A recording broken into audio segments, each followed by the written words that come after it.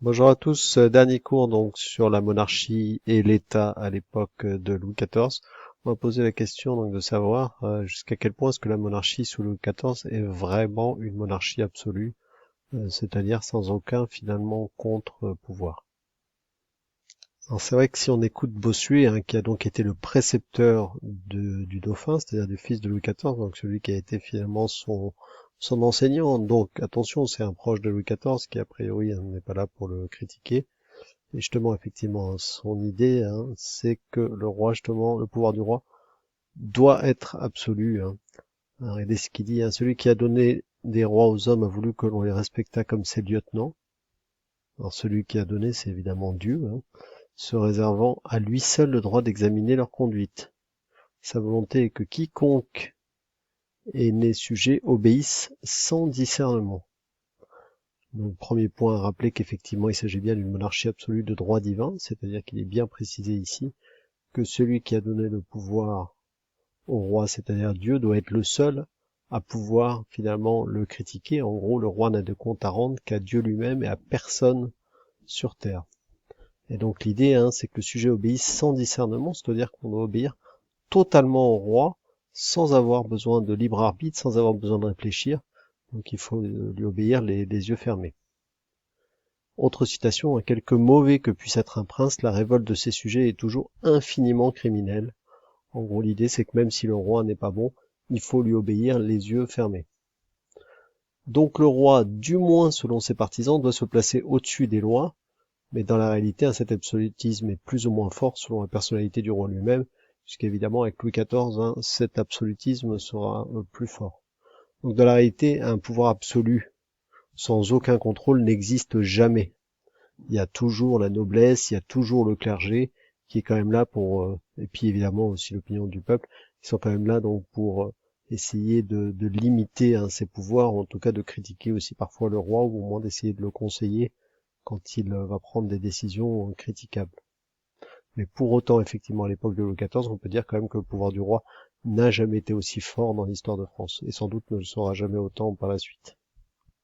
Alors, évidemment, le roi va utiliser toute une forme de propagande, de mise en scène de son corps et de sa famille pour renforcer donc son pouvoir. Le sacre y participe, la cérémonie donc de son intronisation aussi, mais ça sera surtout un lieu, en l'occurrence Versailles, hein, qui va vraiment participer à la puissance royale. Ce qui est important de voir, on l'avait déjà vu sous forme de carte, hein, c'est que jusqu'à Louis XIV, les rois sont itinérants. Ils n'ont pas de château qui soit toujours le même. Hein. On a eu Saint-Germain-en-Laye, on a eu Amboise, on a eu Chambord, le Louvre, Fontainebleau. Ça n'est vraiment qu'à partir de 1661, hein, au moment où Louis XIV lance les travaux dans le pavillon de chasse de son père, que le roi et la cour s'installent à Versailles. C'est vraiment qu'en 1682 qu'il va s'installer de façon définitive. Le château de Versailles va donc devenir l'écrin du pouvoir absolu de Louis XIV, c'est-à-dire vraiment le lieu où s'exprime le plus et le mieux sa puissance, et il a tout véritablement pensé, mis en scène, je vous pense aux vidéos que je vous mettrai en ligne, pour justement mettre en scène sa puissance et la puissance du roi Soleil. Les travaux avaient commencé avant Louis XIV, hein, mais c'est vraiment lui qui va accélérer, amplifier le projet à Versailles à partir de 1660 et jusqu'à sa mort en 1715.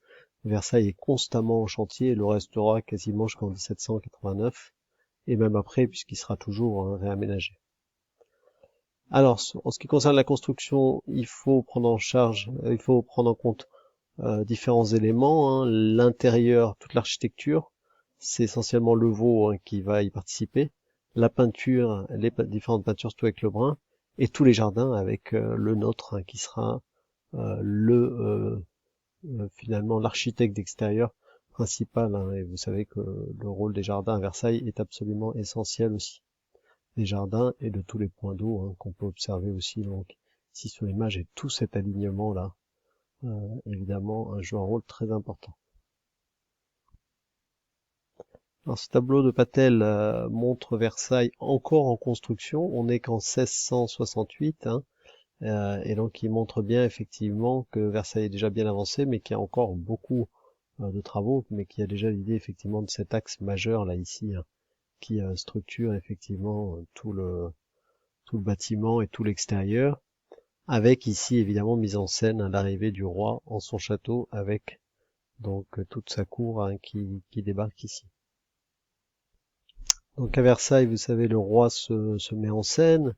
Les jardins jouent un rôle aussi évidemment particulier dans cette mise en scène. Tous les moments du roi sont mis en scène, son lever, son déjeuner, son coucher. En gros, le roi n'a plus de vie privée. Hein. Il est entièrement, il se met entièrement en scène à tous les moments de sa journée. Et les nobles, vous savez, payent pour assister au lever du roi, pour assister au repas du roi, etc.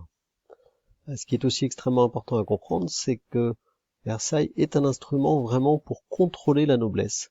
C'est un élément extrêmement important, c'est-à-dire qu'il va se mettre en place une forme de société de cour, ensemble de la haute noblesse hein, qui vit auprès du roi, et qui va vraiment permettre de à la fois de sédentariser, c'est-à-dire de poser cette noblesse et de la rapprocher du roi, et de la contrôler. Hein. Il y a vraiment une forme de société de cour, et l'idée effectivement c'est que bah, voilà, tous ceux qui sont à Versailles sont sous contrôle de Louis XIV, et ceux qui n'en sont pas, du coup, hein, perdent toute forme de puissance.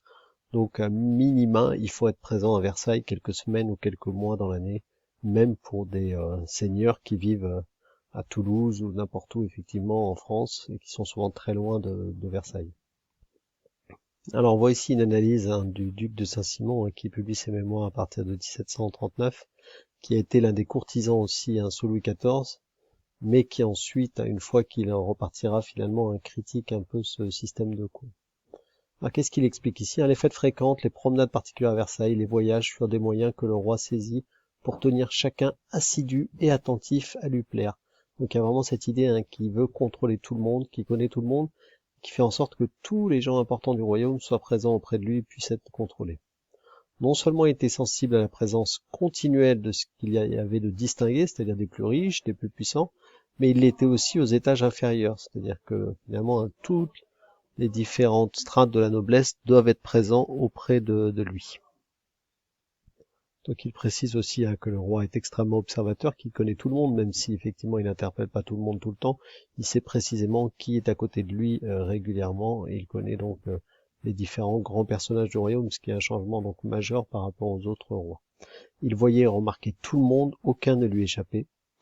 C'était un démérite aux uns de ne pas faire de la cour son séjour ordinaire, aux autres d'y venir rarement, et une disgrâce sûre pour qui n'y venait jamais.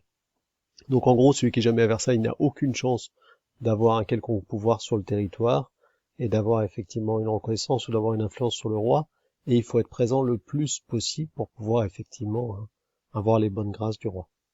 Alors pour terminer, une fois qu'on a défini donc l'absolutisme comme un pouvoir total ou quasiment total du roi, on peut essayer d'en montrer les limites. Hein. L'idée que le roi gouverne seul et sans aucune limite reste un concept inventé par Bossuet, donc l'un de ses proches, mais dans la réalité le pouvoir du roi et de l'État reste toujours limité, surtout à cette période. Beaucoup de grands nobles, malgré tout sur le territoire, n'obéissent que moyennement au roi, et plus on est loin de Paris, malgré tout, plus l'autorité du roi reste limitée. De plus, l'autorité du roi continue à être critiquée hein, malgré la censure. On voit ici Fénelon, hein, un auteur important, qui a publié une lettre anonyme à Louis XIV en 1694, assez sévère. Or, lui-même, Fénelon a été précepteur du petit-fils de Louis XIV, donc était a priori au départ dans les cercles de confiance, mais publie ici une lettre particulièrement violente quand même contre le roi. Hein. Vous êtes né, sire, avec un cœur droit et équitable, mais ceux qui vous ont élevé ne vous ont pas donné pour science de gouverner que le goût des hommes souples et rampants et l'attention à votre seul intérêt. Donc là, il est en train de lui dire, évidemment, au début, il commence de façon plutôt sympathique, en lui disant que voilà, c'est quelqu'un qui a un cœur droit et équitable, mais que c'est son éducation, que c'est son entourage qui l'a poussé à devenir égoïste, à vouloir toujours renforcer son simple pouvoir, son seul intérêt, et surtout de vouloir des hommes souples et rampants, c'est-à-dire qui sont toujours en train de lui obéir et de ramper devant lui, hein. Et puis finalement, hein, derrière cette souplesse, il y a l'idée qu'ils n'ont pas véritablement d'idée à eux et qu'ils ne font qu'obéir au roi. Donc par la suite du texte, l'attaque contre Louis XIV continue, elle est violente. Hein. Depuis environ 30 ans, vos principaux ministres ont ébranlé et renversé toutes les anciennes maximes de l'État, c'est-à-dire toutes les anciennes règles qui existaient avant dans l'État, pour faire monter jusqu'au comble votre autorité. Donc il précise bien qu'effectivement l'absolutisme est très fort en France, mais il le critique. On a poussé vos revenus et vos dépenses à l'infini, donc là encore, on l'a expliqué la dernière fois, Le budget de l'État a augmenté, mais aussi les déficits sont extrêmement importants. On vous a élevé jusqu'au ciel pour avoir appauvri la France entière afin d'introduire à la cour un luxe monstrueux, donc le terme est fort, et incurable, c'est-à-dire qu'on ne peut pas guérir finalement. Donc là, il critique vraiment toutes les dépenses de l'État et particulièrement les dépenses liées à Versailles. Donc je précise bien que cette analyse de document, vous voyez, aurait pu faire l'objet à la fin du chapitre finalement d'une évaluation, parce qu'il y a pas mal de choses finalement dedans qu'on peut expliquer à travers les connaissances qu'on a pu voir. Le goût des hommes souples et rampants, on l'a vu, c'est toute cette société de cour, tous ces courtisans qui sont finalement dominés par le roi. La puissance de l'État, on l'a expliqué, montré comment avec les intendants, etc., sa puissance est de plus en plus forte. Les dépenses, on en a parlé aussi, donc là avec des connaissances, il faut être capable de l'expliquer. Et enfin, on a rendu votre nom odieux à toute la nation française, insupportable à tous nos voisins. On a causé depuis plus de 20 ans des guerres sanglantes. Là encore, on pourrait expliquer ça à travers les différentes guerres qu'a mené la France durant toute la période de Louis XIV contre l'Espagne, contre le Saint-Empire romain germanique, etc., etc. Le peuple même qui vous a tant aimé commence à perdre l'amitié, la confiance et même le respect. Il croit que vous n'aimez que votre autorité et votre gloire. Donc il l'accuse pas directement de ça, mais il dit voilà, on pourrait penser que, malgré tout, quand même, la critique est violente. Si le roi, dit-on, avait un cœur de père pour son peuple, ne mettrait-il pas plutôt sa gloire à leur donner du pain et à les faire respirer après tant de maux, donc de problèmes, qu'à garder quelques places de la frontière qui causent la guerre? Donc là, c'est même une critique contre Vauban et contre toutes les fortifications qui ne font que renforcer finalement la situation de guerre. Donc un texte extrêmement violent qui montre que malgré tout, donc, il y a un certain nombre de gens qui critiquent la politique de Louis XIV et que visiblement, en tout cas de ce qu'il dit, le peuple n'est pas forcément absolument satisfait de la politique de Louis XIV. Voilà, donc en conclusion, cette partie de François Ier, donc vers 1500 à Louis XIV, qui meurt en 1715, donc les rois ont participé donc en 2 siècles à un renforcement spectaculaire de l'autorité du roi et du pouvoir de l'État en France. C'est vraiment, on l'a dit, la naissance d'un État moderne, donc qui ressemble, même si on n'est plus en monarchie, à l'État d'aujourd'hui, sur beaucoup de points, en tout cas qui s'est structuré à ce moment-là.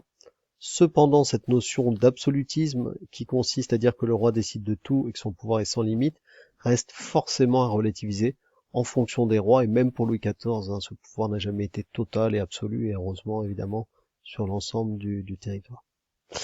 Voilà, on a terminé là-dessus. Donc le prochain cours, normalement, donc pour ceux qui viennent la semaine prochaine, sera en présence physique, et on travaillera sur les révolutions anglaises et les révolutions américaines, puisque c'est vraiment, là on arrive vers la fin du programme là-dessus. Voilà, bon week-end à tous et à bientôt j'espère.